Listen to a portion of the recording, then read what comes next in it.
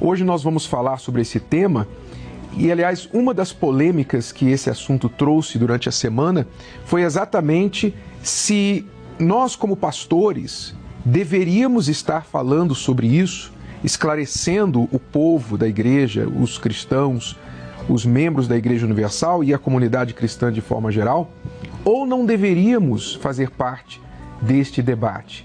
E a gente viu aí que alguns acham que não, que nós deveríamos calar a boca e não participar desse assunto.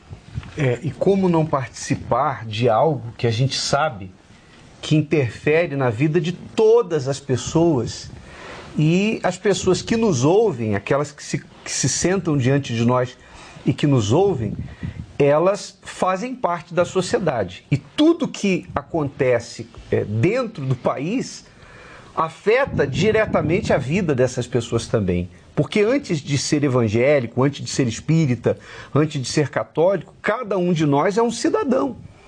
E como cidadão, nós temos que ter um posicionamento.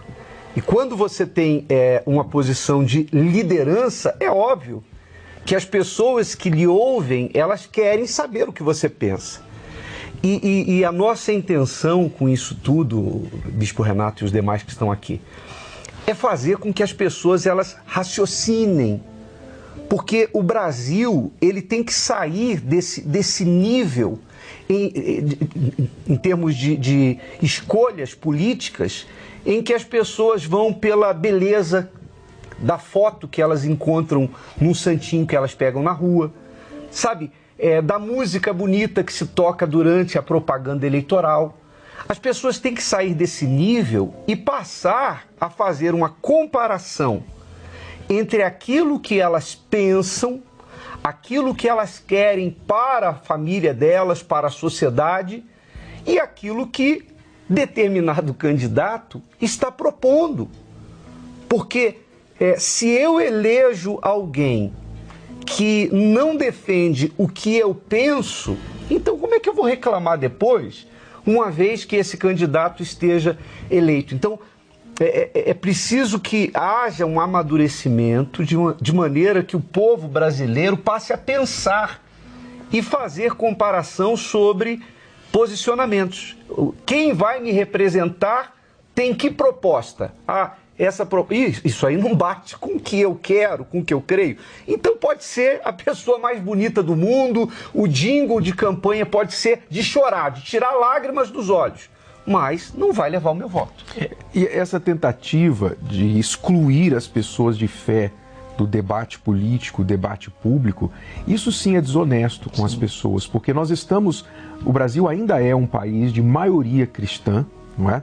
Fala-se muito em defesa das minorias no Brasil e no mundo, mas não se fala, e com respeito à maioria, não é? Quer dizer que então a maioria não tem mais voz, a maioria não pode mais falar, se pronunciar. Nós somos uma sociedade baseada em princípios e valores judaico-cristãos, nós pagamos impostos, nós temos opiniões, nós trabalhamos, nós temos direitos de cidadão como qualquer outra pessoa, como o ateu, como o católico, como qualquer pessoa.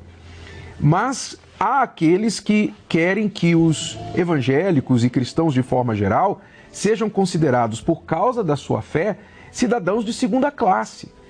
Não, vocês não têm direito porque vocês são religiosos e não deveriam participar do debate público. Isso é um absurdo, né? A verdade é que a gente deveria estar perguntando por que não participar. Só disse aí a respeito dos impostos.